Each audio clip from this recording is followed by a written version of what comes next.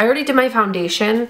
I used the Dior, let's see, the Air Flash, Dior, what is that? Dior Air Flash? Yeah, in 302, and I did my center of my face with that color, and then the 400, I did the outer part. So definitely gives kind of more of a sun-kissed look, which is something I'm definitely going for in this moment.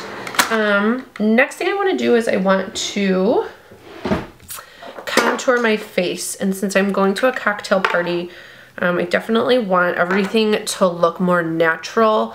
I want people to think I look this good all the time without any effort. I don't want to look like I have a cake face. So what I'm gonna do is I'm gonna take this color called Quite Natural. It is a MAC Pro Longwear paint pot in Quite Natural, and I'm gonna take this duo fiber brush from MAC. This one is number 187, I think. And I'm going to tap those little bristles, the white bristles, lightly in the paint. So you can, I don't know if you could see it, just a teensy little bit. You might even want to kind of tap it off on your hand, get the excess. But what I'm going to do is start contouring right here. So I want to make a shadow where there isn't a shadow. And you're just going to swirl it in little teeny tiny circles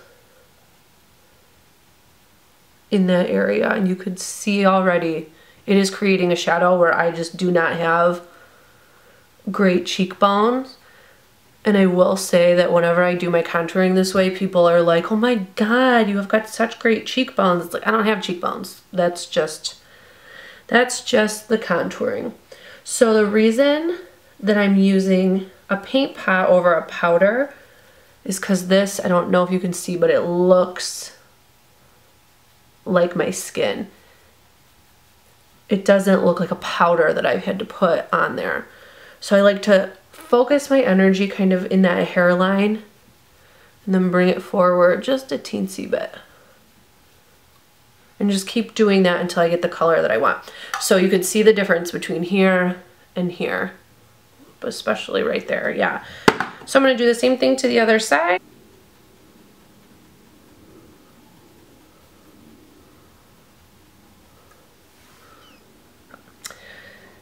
A little tip when you're picking a contour shade to make these cheekbones is that you want it to be as gray of a brown as possible. You do not want to use like your standard bronzers, like the orangey kind of sun-kissed bronzers, and that's because it'll just look like muddy and kind of fluorescent sometimes even. The grays will make it look like a natural shadow.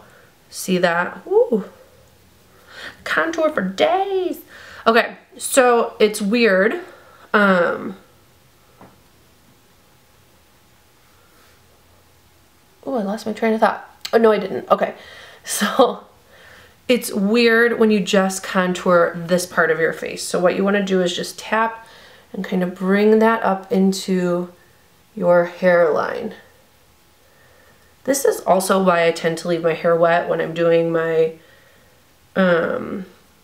face makeup especially, is because I do not want all of this crap in my hair and then have to like worry about it getting a different color or something. Okay, so you could also bring it underneath. Hit any problem areas that you want to recede, and I've got this like little fat pocket right there that I definitely want to go away.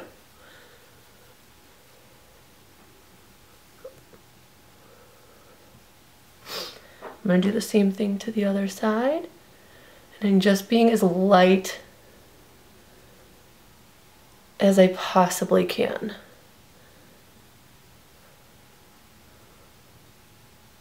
I really want it to look like I've got a strong jawline there. Okay, so looks pretty good. Pretty good indeed. Okay, I'm gonna do blush. I'm gonna use Hourglass Radiant Magenta. I think it's beautiful. I'm gonna take this Hakuhodo blush brush Tap it in, tap off the excess, and put it lightly right on the apples of my cheeks. And then bring it, tap it kind of up to join where we did that contour a little bit. Just little sweeping motions. I like the hourglass ones because they kind of have like a hint of shimmer without being shimmer, you know? So this color is really bright. Let me see. But I've told you before, I prefer a strong blush because they tend to fade on me a little bit faster. So I would prefer it to be a little bit stronger knowing that it's gonna fade. It can be strong at my house. It's just me and my hubby. The next thing that I'm gonna do is I'm gonna take a highlight. This one is a cream highlight by It Cosmetics. It's called their Hello Light Cream Illuminator. And I'm gonna take this Real Techniques little guy brush. I think, what is this one called? A setting brush. I don't care that that's what it's for. I'm gonna swirl my brush in there. And then at the high points of my cheeks, I'm gonna tap that on. And this creates like a really subtle sheen.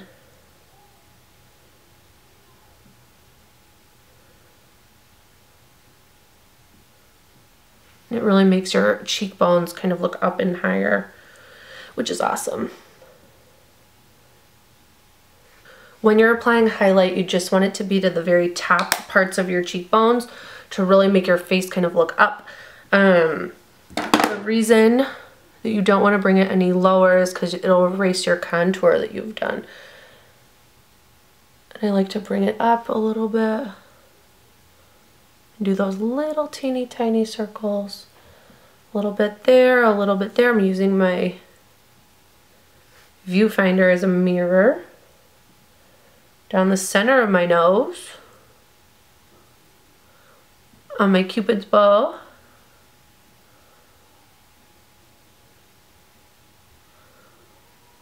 I want that to be super subtle right there. Okay. What I'm gonna do is take a little bit of a setting powder. This is the Amazonian Clay Finishing Powder by Tarte. This is just a sample guy. Ugh. It's just like a white powder, and there's always a little bit in the lid. So I'm gonna use what's in the lid, and I'm actually gonna use the same setting brush because all the product that I just used is gone. So you could see like it smokes. I don't know if you could see that, like when you spin it.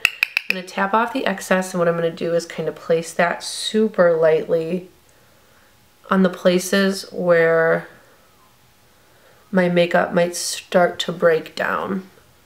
Tends to be right here on the center of my chin. Oh, I've got like, I'm gross today, I'm sorry.